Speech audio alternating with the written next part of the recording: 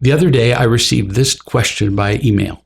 Quote, real love sounds wonderful, but if you really love somebody unconditionally, don't you have to do whatever they want? And doesn't that make you kind of like a doormat? End quote. The answer is no. But it's understandable that you would ask, because many people want you to believe that loving them would mean giving them everything they ask you for. You'll actually hear people say, quote, if you really loved me, you would fill in the blank, end quote. And they strongly emphasize that statement with their behavior, whining, sulking, intimidating, and the like. If you really loved me, you would, whatever. But it's all a lie, unconsciously told by people who are empty and afraid in order to get what they want. So to put us back on track, let's review again the definition of real love: caring about the happiness of another person without wanting anything for ourselves in return. Now, let's suppose that I love a man named Frank, which means that I care about his happiness. Doesn't mean we're partners, it just means I care about him.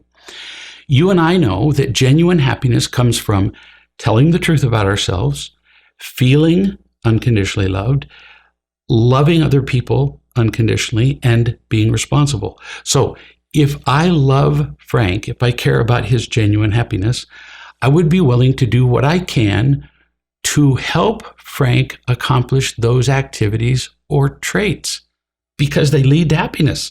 That is loving. Frank also believes that my loving him means caring about his happiness, but the problem arises with Frank's definition of happiness. Frank believes, as most of the world does, that happiness means having enough excitement, comfort, ease, satisfaction, pleasure, power, approval, control, and on and on.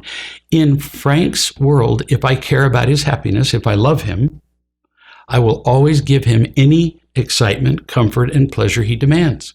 I will be essentially his servant, his doormat. But in the world of truth and real love, we know that these things, excitement and power, for example, often actually detract from genuine happiness. So if I really care about him, I will specifically not grant his requests for those things that could harm him.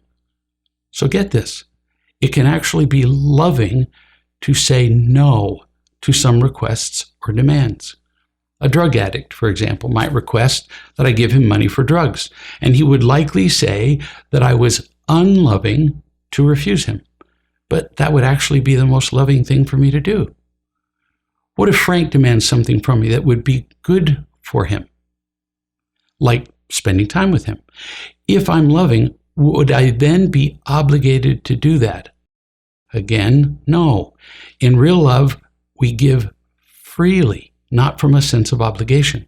We give as much love as we are capable of giving and as much as we choose to give. If I'm not in a place to give what he asks for whatever reason, I'm physically tired or emotionally tired, or I just don't feel like it, what would happen if I gave in and did what Frank wanted anyway? At least two consequences would be pretty uniform. First, although Frank might enjoy my filling his request to some extent, he would almost certainly sense my reluctance. We can smell that feeling a mile away. In that case, he would not feel loved unconditionally. So what good would I really be doing him? It would not be a genuinely loving act on my part, and he'd know it.